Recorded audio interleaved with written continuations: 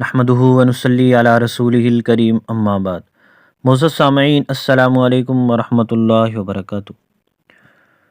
منافق مولوی مفتی فضل ہمدرد نے ایک بیان ریکارڈ کروایا ہے، آپ اس کا عنوان دیکھ کے حیران ہو جائیں گے۔ کہتا ہے کہ میں 10 سال سنی مدرسے میں پڑھا مگر مجھے حدیث ثقلین کا علم ہی نہیں تھا۔ یعنی یہ شخص رافضیوں کو خوش کرنے کے لیے اہل سنت کے متعلق بڑی سے بڑی چول مارنے سے بھی ذرا بھی نہیں شرماتا۔ ہمیں نہیں پتہ کہ یہ آدمی کسی سنی مدرسے میں کتابیں پڑھنے گیا ہے یا نہیں گیا ہے، لیکن ہم اس بے شرم آدمی سے صرف اتنا پوچھتے ہیں کہ ہر سنی مدرسے میں جہاں کتابیں پڑھائی جاتی ہیں وہاں پر ایک سال ہوتا ہے دورہ حدیث کا، اور ایک اس سے پہلے سال ہوتا ہے موقوف علیہ کا، جسے مشکات کا سال بھی کہتے ہیں۔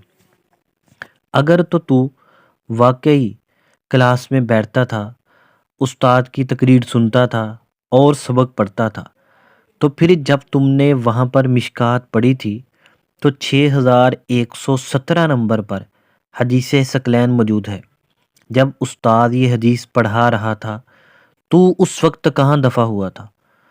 کیا کسی متہ خانے میں گیا ہوا تھا، یا رافضیوں کی چمچہ گیری کرنے کے لیے ان کی کسی مجلس میں پہنچا ہوا تھا؟ تو نے تو پھر مشکات پڑھی ہی نہیں، تو پھر جاہل آدمی ہے، تو اپنے نام کے ساتھ مفتی کیوں لکھتا ہے؟ اور دوسری بات، اور دورہ حدیث کی مشہور ترین کتاب صحیح مسلم میں حدیث ثقلین موجود ہے۔ آپ صلی اللہ علیہ وسلم نے کیا فرمایا؟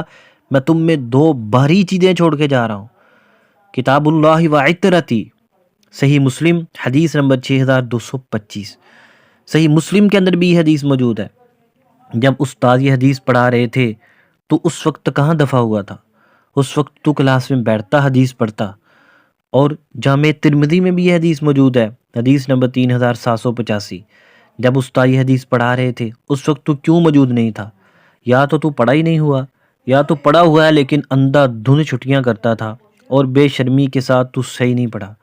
اس لیے تمہارا یہ کہنا کہ مجھے علم ہی نہیں تھا، یہ تمہاری جہالت کی دلیل ہے، یہ اس بات کی دلیل نہیں ہے کہ اہل سنت نے اس حدیث کو چھپایا، بلکہ انہوں نے عالم بننے سے 2 سال پہلے مشکات کے سال میں بھی یہ حدیث پڑھائی ہے، اور صحیح مسلم شریف کے اندر بھی حدیث موجود ہے، جامع ترمذی میں حدیث موجود ہے، اور اہل سنت کی شروحات کے اندر اس حدیث کے اوپر شرح بھی موجود ہے۔ اس لیے مفتی فضل ہمدرد یہ رافضیوں کا چمچہ ہے جو اہل سنت میں گھسا ہوا ہے، اور اہل سنت کے خلاف ان کو خوش کرنے کے لیے ایسی چڑلے مارتا رہتا ہے۔